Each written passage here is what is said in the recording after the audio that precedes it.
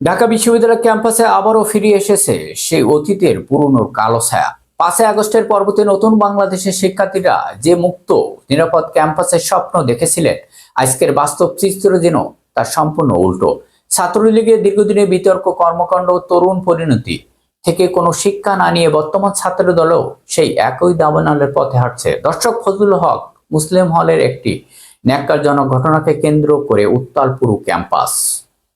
আর এই নেপথ্য উঠে আসছে ছাত্রদলের বেপরোয়া সন্ত্রাসী কর্মকাণ্ড ও প্রশাসনের এক অংশের ক্ষমতার অপব্যবহারের গুরুতর অভিযোগ। 5ই আগস্টের ঐতিহাসিক গণঅভ্যুত্থানের পর দেশের তরুণ সমাজ চেয়েছিল একটি বৈষম্যহীন সন্ত্রাসমুক্ত ক্যাম্পাস।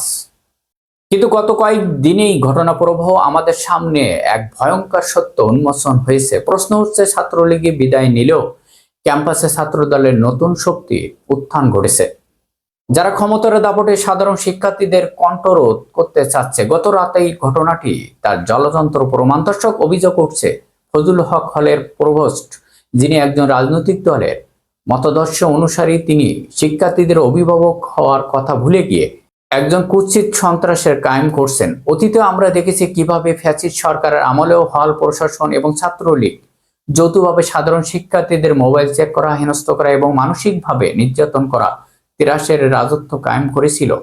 আজ ঠিক সেই একই স্টাইলে বজায় রাখা হচ্ছে বিএনপি ছাত্র দলের। ফলে একজন সাধারণ শিক্ষার্থীদের শারীরিক ও মানসিক নির্যাতন করা হয়েছে। সিসি ফুটেজের সেই বর্বরতার চিত্র স্পষ্ট থাকলেও তা ধামা দেওয়ার চেষ্টা চলছে। দর্শক, শিক্ষার্থীরা যখন এর বিরুদ্ধে ফুঁসিয়ে উঠছে, যখন ডাকসু প্রতিনিধি এবং হলের সাধারণ শিক্ষার্থী ছাত্ররা এই অন্যায়ের প্রতিবাদ জানিয়েছেন, প্রভোস্টের পদত্যাগ ও বিচারের দাবি করছে, তখন পরিস্থিতি অন্যদিকে মন নেয়। সবচেয়ে দুঃখজনক বিষয় হলো, প্রভোস্টকে রক্ষা করতে মাঠে নেমে পড়ে ছাত্রদলের বহিরাগত ক্যাডাররা। হলের ভিপি ও জিএস সহ সাধারণ শিক্ষার্থীদের ওপর নৃশংস হামলা চালানো হয়। শহীদুল্লাহ হল এবং অন্যান্য এলাকায় ছাত্রদল নেতারা দলবল নিয়ে হলের ভিতরে ঢুকে সাধারণ শিক্ষার্থীদের ওপর বেধড়ক পিটিয়ে রক্তাক্ত এবং জখম করে। কাপড় চোপড় ছিঁড়িয়ে গুরুতর আহত অবস্থায় ঢাকা মেডিকেল কলেজ হাসপাতালে পাঠানো হয় তাদের।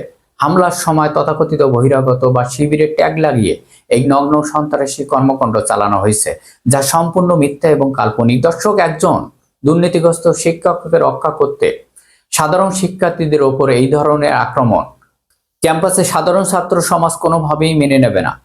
ফ্যাসিস্ট সরকারের আমলেও 15 বছরেও বেশি সময় ধরে ঠিক একইভাবে পুলিশ এবং লাঠিসোঁটা বাহিনী দিয়ে শাসন করেছিল। কিন্তু 5ই আগস্টের পর বাংলাদেশের মানুষের মন পাল্টে গেছে। ছাত্রদল যদি সেই একই থিওরি অনুসরণ করে, তবে 1.5 বছরেও টিকতে তাদের বেগ পেতে হবে।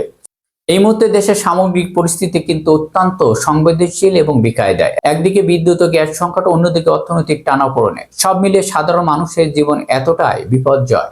আর এর ওপর দেশের সর্বোচ্চ বিদ্যাপীঠের এই ধরনের রাজনৈতিক অস্থিরতা লাগামহীন সন্ত্রাসীর নতুন কোনো বড় বিপদ ইঙ্গিত দিচ্ছে। 5ই আগস্টের আগে বাংলাদেশ আর আজকের বাংলাদেশ আকাশ পাতাল তফাৎ। দর্শক, সাধারণ মানুষ এখন কোনো দলের পক্ষে অন্ধ সমর্থন দিতে রাজি নয়। ক্যাম্পাসে যদি সাধারণ শিক্ষার্থীর ওপর এই ধরনের নির্যাতন চলতে থাকে, তবে রাজনৈতিক দলের প্রতি মানুষের আস্থা চিরতরে হারিয়ে যাবে। দলমত নির্বিশেষে মানুষ তখন বলতে বাধ্য হবে, রাজনীতি বন্ধ করুন, দেশ চালান। তারেক রহমানের নেতৃত্বাধীন বিএনপির হাই কমান্ডের জন্য এটি একটি বিরাট রাজনৈতিক সতর্কবার্তা। ছাত্রদলে এই বেপরোয়া হামলা তবে দলের জন্য অশনি সংকেত। কোনো একটি ঘটনা বা বড় ধরনের রক্তপাত সারা দেশে ছড়িয়ে পড়তে পারে এক ভয়ানক দাবানল। দর্শক, আমির হামজার গাড়িতে হামলার মতন ঘটনা কিংবা ক্যাম্পাসে শিক্ষার্থীর ওপর নির্যাতন, এগুলো কোনো সাধারণ ঘটনা নয়। দর্শক, এর শেষ কোথায়? পুলিশ বা প্রশাসন দিয়ে আগের মতন পরিস্থিতিকে আর নিয়ন্ত্রণ করা সম্ভব? সাধারণ শিক্ষার্থীদের ক্ষোভের বিস্ফোরণ ঘটলে তার পরিণতি কারোর জন্য শুভকর হবে না। দর্শক, ছাত্র শিবিরের এই বড় পদক্ষেপে এবার শেষ রক্ষা না হতে পারে বিএনপির জন্য। এখন অশনি সংকেত দাঁড়িয়েছে ছাত্র দলের কারণে। ঢাকা বিশ্ববিদ্যালয় ছাত্র দলের ক্যাম্পাস দখল করতে গিয়ে উল্টো ছাত্র শিবিরের কাছে ফেসে গেল ছাত্রদল। এখন দেখার বিষয় ঘটনা কোন দিকে মন নয়। দর্শক, আপনাদের মতামত অবশ্যই কমেন্ট করে লিখে জানান। সবাই ভালো থাকবেন, ধন্যবাদ।